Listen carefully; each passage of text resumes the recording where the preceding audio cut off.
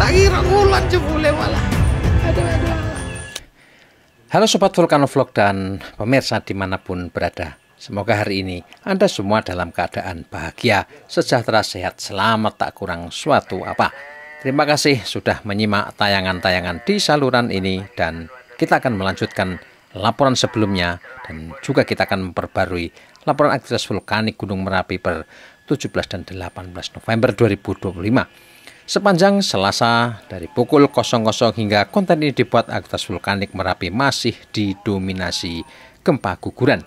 Guguran lava sangat intens terjadi dari kubah lava di puncak barat daya mengarah ke sektor Hulu Kali Kerasa, Kali Bebeng, dan sesekali ke Hulu Kali Sat dan Kali Senowo.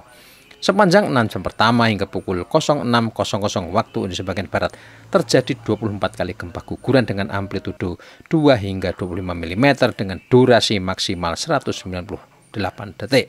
Terjadi 14 kali gempa hibrid atau fase banyak dengan amplitudo 2 hingga 23 mm dengan lama gempa maksimal 54 detik.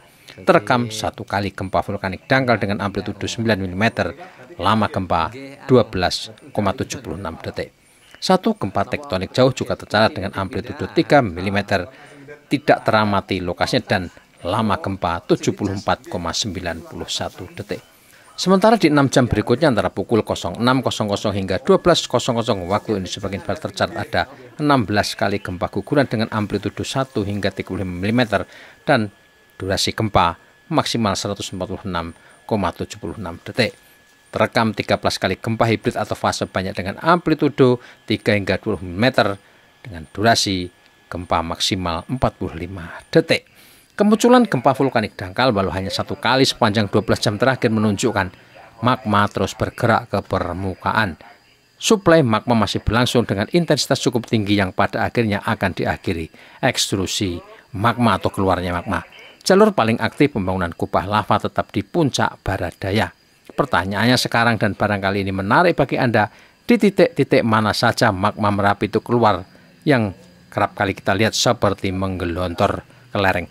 Nah, Anda semua bisa menyaksikan secara lebih dekat di video-video konten ini dari titik-titik mana saja sumber keluarnya magma yang kemudian jadi lava pijar setelah menyentuh udara dan kadang terjun bebas seperti aliran air.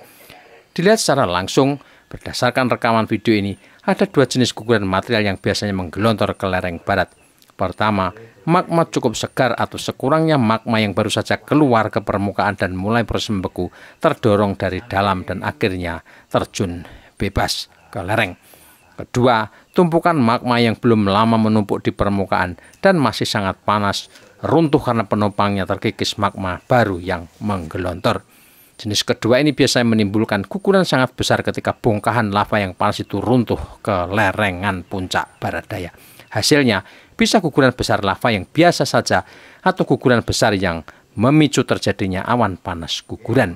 Jika longsoran itu memicu awan panas, bisa dilihat luncurannya diikuti oleh gelombang asap tebal pekat yang sangat cepat gerakannya. Gelombang awan panas terdiri dari gas, silika, abu, pasir, dan bahkan batuan itu mampu menjangkau jarak sangat jauh seperti sekawanan domba atau biri-biri. Itulah yang identik dengan sebutan wedhus gembel Merapi, satu di antara ciri khas gunung berapi paling berbahaya di Indonesia ini.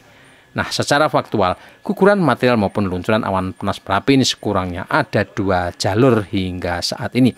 Pertama, menyusuri ceruk sangat dalam di sektor barat yang biasanya mengarah ke Hulu Kali Sat dan Kali Senowo. Jalur ini tidak bisa dilihat secara langsung dari wilayah selatan, sekurangnya dari kawasan Kaliurang. Jalur kedua, guguran lava atau luncuran magma muncul di sektor barat daya atau lebih ke selatan yang bisa disaksikan secara langsung dari kawasan Kaliurang. Sumbernya ada di bawah tumpukan teratas lava yang mulai membeku, terdiri dari sejumlah titik jalur keluarnya magma. Jejaknya bisa diamati dari titik api yang nyalanya sangat terang jika cuaca cerah. Dari sekurangnya 4 titik di bagian itulah magma dan lava pijar kerap keluar. Rentetan erupsi efusif sejak 1 Oktober hingga 12 November 2025 juga datang silih berganti dari area ini, meski sekarang sebagian hilang karena sudah ambrol atau runtuh. Frekuensi yang cukup tinggi antara satu guguran dengan guguran lain menunjukkan pergerakan magma Merapi memang benar-benar sangat intens. Data pemantauan BTKG Yogyakarta dan Badan Geologi menunjukkan suplai magma masih terus berlangsung yang dapat memicu terjadinya awan panas guguran di dalam daerah potensi bahaya. Karena itu, rekomendasi pihak berwenang hingga hari ini adalah sterilisasi sektor selatan dan barat daya, meliputi Sungai Boyong sejauh maksimal 5 km, Sungai Bedok Krasak Bebeng sejauh maksimal 7 km. Pada sektor tenggara meliputi Kaliworo di Kabupaten Klaten sejauh maksimal 3 km dan Sungai Gendol sejauh 5 km. Sedangkan lontaran material vulkanik bila terjadi letusan eksplosif dapat menjangkau radius 3 km dari puncak. Dari fakta-fakta ini, masyarakat diminta untuk tidak melakukan kegiatan apapun di daerah potensi bahaya. Masyarakat diminta mewaspadai bahaya lahar dan awan panas guguran, terutama saat terjadi hujan di seputar Gunung Merapi. Kepada pemangku wilayah di Sleman, Magelang, Boyolali, dan Klaten diingatkan agar selalu mempersiapkan mitigasi kebencanaan Merapi.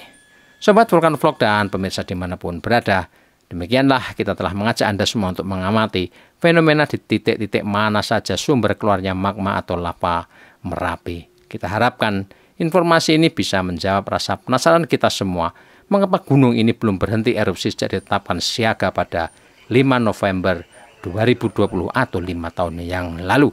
Semoga konten ini bermanfaat untuk Anda dan kita semua.